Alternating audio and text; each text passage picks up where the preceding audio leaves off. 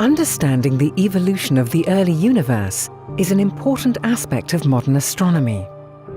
One particularly important era in those early days was the time of reionization, during which the first stars were born.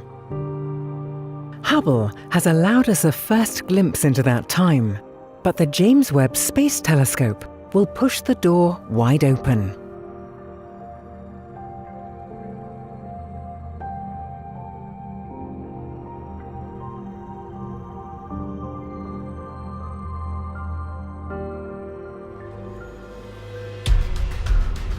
$13.8 billion years ago, the universe started with the Big Bang. Initially, the universe was a melting pot of hot, free particles.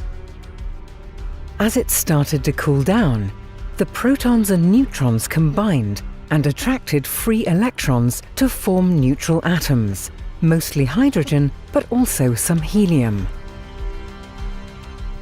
This event, called recombination, left the universe with no free electrons and a hydrogen fog distributed throughout it. The clouds of hydrogen would eventually collapse to form the first stars, but this process is very gradual. For millions of years, the universe would have no sources of light. The cosmic dark ages had begun. Then the gravity of denser regions began to attract the matter around them. These regions collapsed to become the first stars and galaxies, eventually beginning to shine. Thanks to recombination, there were no free electrons to scatter the starlight, so it could travel freely throughout the universe, ending the cosmic dark ages. The first stars were massive and energetic enough to strip the surrounding hydrogen atoms of their electrons again. This time is called the epoch of reionization.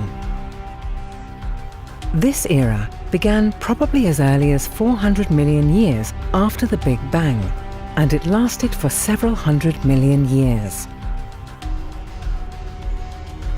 There is much we don't know about this time in the universe's history, and even Hubble's extraordinary cameras are only able to spot a few bright galaxies from that time. Still, Hubble has provided some of the most detailed information we have about the abundance and properties of the earliest star-forming galaxies. While providing some answers, the results Hubble delivered also raised more questions. When and how did the first stars form? And when did the first galaxies appear? How did the radiation of the first stars escape the dusty environment of their parent galaxies to ionize the matter in between galaxies? Were the first stars really powerful enough to reionize the universe, or did active black holes play a role as well?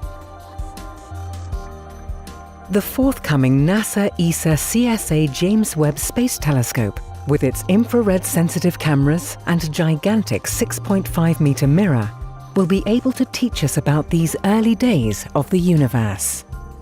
James Webb will explore the universe at long wavelengths, looking further into the past to gather information about exactly how and when the epoch of reionization occurred.